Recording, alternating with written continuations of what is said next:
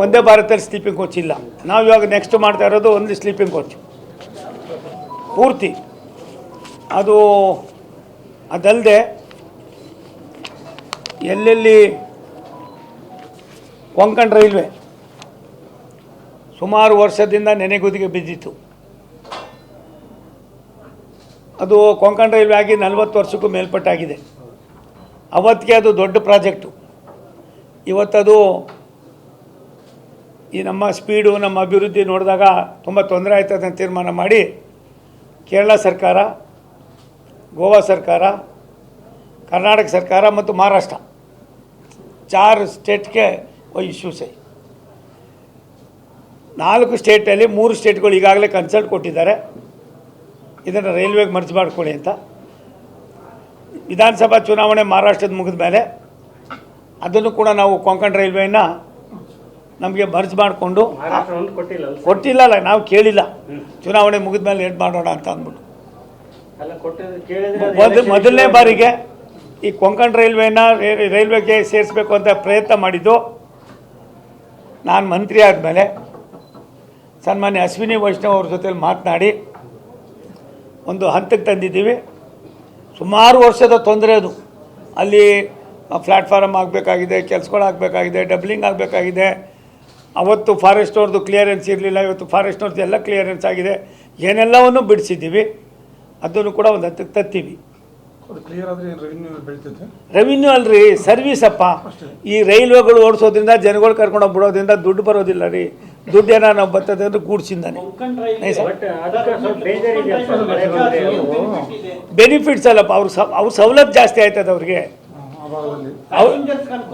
ಪ್ಯಾಸೆಂಜರ್ಗೂ ಅನುಕೂಲ ಆಯ್ತದೆ. ಅಲ್ಲಿ ಇವಾಗ ಏನು ಸರ್ವಿಸ್ ಇದೆ ಅದಕ್ಕಿಂತ ದೊಡ್ಡ ಸರ್ವಿಸ್ಗಳು ನಮ್ಮಲ್ಲಿ ಆಗ್ತವೆ.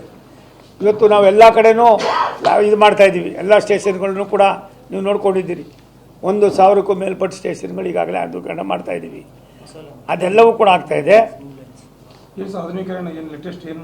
ಏನು ಒಂದು ರೈಲ್ವೆ ಸ್ಟೇಷನ್ಗಳೆಲ್ಲ ನೀವು ಇವತ್ತು ಏರ್ಪೋರ್ಟ್ ಇದ್ದಂಗೆ ಇಲ್ವಾ? ಮಾಡ್ತಾಯಿದ್ದೀವಿ. ಬಳ್ಳಾರಿ ಮಾಡ್ತಾಯಿದ್ದೀವಿ ಸರ್. ಹೋಗ್ತೀನಿ ಅಲ್ಲಿ ವರ್ಕ್ ಅಮೃತ್ ಭಾರತ್ ಸ್ಕೀಮ್ 14 ಕೋಟಿ ರೂಪಾಯಿ ಸ್ಯಾಂಕ್ಷನ್ ಆಗಿರೋದು. ಆಮೆಗತಿ ಅಂದ್ರೆ ಅಷ್ಟು ಆಮೆಗತಿ. ನೀವು ಹೋಗ್ತೀನಿ, ಅಲ್ಲಿ ಹೋಗೋಣ, ಬನ್ನಿ, ನೀವು ಬನ್ನಿ, ಹೋಗೋಣ.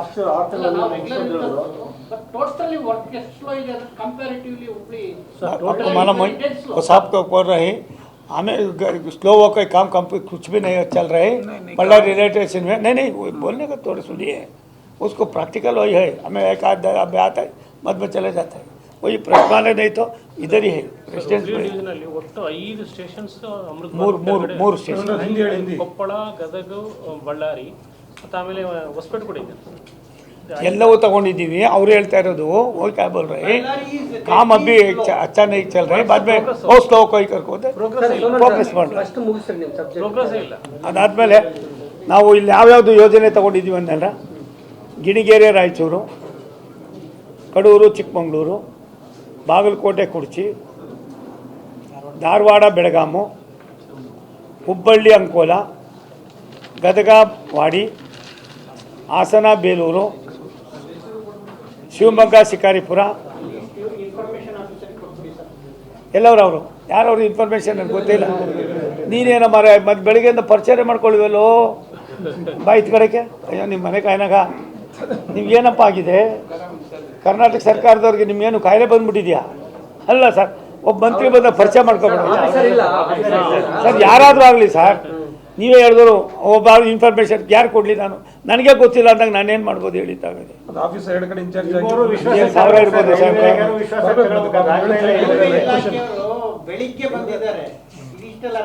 ಸಾಹೇಬ್ರೆ, ಒಂದು ನಿಮಿಷ, ನಾನು ಬಂದ್ಮೇಲೆ ಅಷ್ಟಾರು ಆಯ್ತಾ ಇದೆ. ಒಂದು ನಿಮಿಷ, ನನಗೆ ಗೊತ್ತಿಲ್ಲ. 10 ವರ್ಷದಲ್ಲಿ ಏನೇನು ಚೇಂಜ್ ಮಾಡಬೇಕೋ ಮಾಡ್ತಾ ಇದ್ದೀವಿ. ಎಲ್ಲವನ್ನೂ ಮಾಡಿದ್ದೀವಿ ಅನ್ನೋಕ್ಕೆಲ್ಲ. ಆಯ್ತಾ? ರಾಯದುರ್ಗ, ತುಮಕೂರು, ಶಿವಮೊಗ್ಗ, ಶಿಕಾರಿಪುರ, ತುಮಕೂರು, ದಾವಣಗೆರೆ.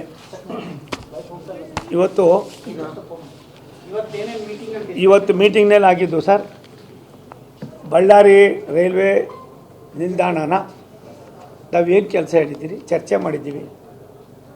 ಅದನ್ನು ಯಾವ ರೀತಿ ತ್ವರಿತಗತಿಯಲ್ಲಿ ಇದು ಮಾಡಬೇಕು ಅದನ್ನು ಮಾಡೋದಕ್ಕೆ ಕೆಲಸ ಶರ್ಮಾಜಿ.